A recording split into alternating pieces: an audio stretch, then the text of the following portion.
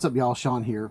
So this is just going to be a quick little vlog. I'm going to try something out. I've been searching for the SMO 360 from Insta360 for a long time.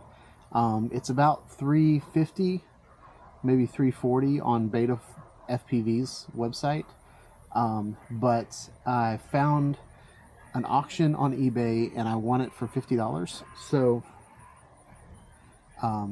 it sounds like a dog is being murdered behind me, so I apologize for that if you guys can hear it. But I don't have much battery left on my X3, so we're going to knock this out real quick. But I wanted to show it to you guys. It's bigger than I thought it was going to be, but that's okay. The big factor here is it's very light. I don't remember exactly what the specs are on it. I'm going to do a whole video on it. But I wanted to see if I could just plug it into a balance lead and see if it worked. So on this little dongle, this pigtail that it comes with, there's 4 wires. There's a red, a black, a blue, and a yellow. So the red and the black are for power. One's the ground and one's the voltage. And then the blue and the yellow are for, one is connected to the power button and one is connected to the record button, like the shutter button. And they're literally just toggles. So you send a signal, and if it's off, it turns on. If it's on, it turns off. Or you send a signal. If it's recording, it'll stop. If it's not recording, it'll start. So I'm not going to do anything with these, the yellow and the blue wire. I'm just going to focus on the black and the red. And if you look at a Lipo battery, this is obvious where the red and the black are. So I think I could pull from these if I wanted to. But since these wires are tiny, on your balance leads you have these tiny little holes, okay?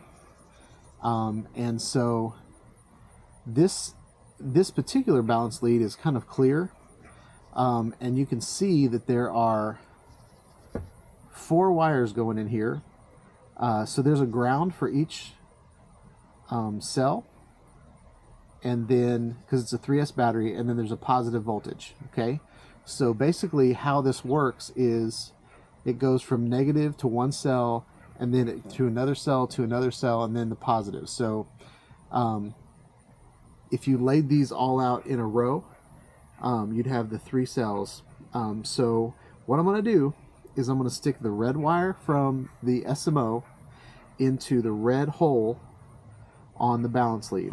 So that's what I'm going to do first. Actually, I'm going to do ground first. So we're going to stick the black into a black hole. And just do that. And then the red into a red hole. And this is really just for testing purposes right now. I'm going to solder up or tape up an actual dongle that I can plug in and out. But with that plugged in, we're going to hit the power button. And we just heard the beeps, and we have a blue light right here, and it's red. So that just means that it's ready and it's armed. And once I hit record, it's going to start blinking, and that means we're recording.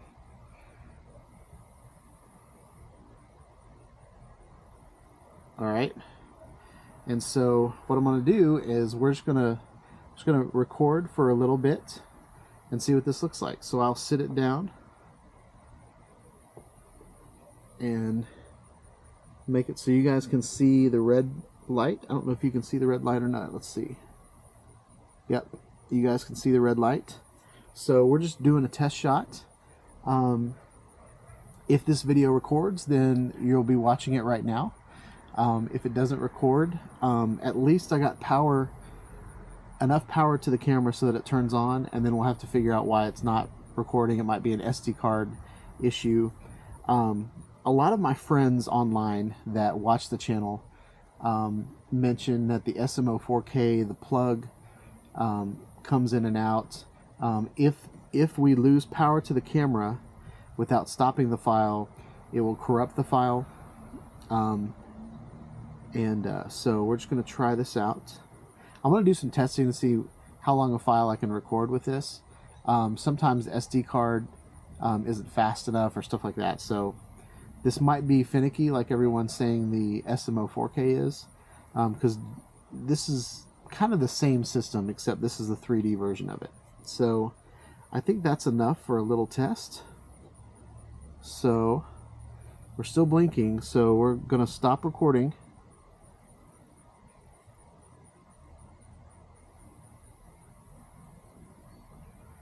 All right, and it went blue. And I think that means that we're ready. So before it went red, so I don't know if it's writing to the SD card right now, if it's finishing, or if it's ready to record again. So we're going to hit record again. See if it starts recording again. All right, we're blinking. So there's a couple things that I'm going to do with this camera. One thing that I need to figure out is how to mount it to my DJI Avata. And the other thing that I want to do is I need to figure out how to keep airflow going through this. Now it's meant to lay like this in the Pavo drone, but I'm not going to be using the Pavo drone. And so when it's like this, airflow is going from here to there all the way through it. And it's keeping it cold. So my plan is to only get like 5-minute flights out of this. I'm not planning on recording for hours. So being able to record little bits and pieces of my flight is really all that matters. I'd even be fine if it just turned off in the middle of the flight and I just continued through the rest of my flight. And I had like 5 or 10 minutes worth of 360 footage to add to my regular flight.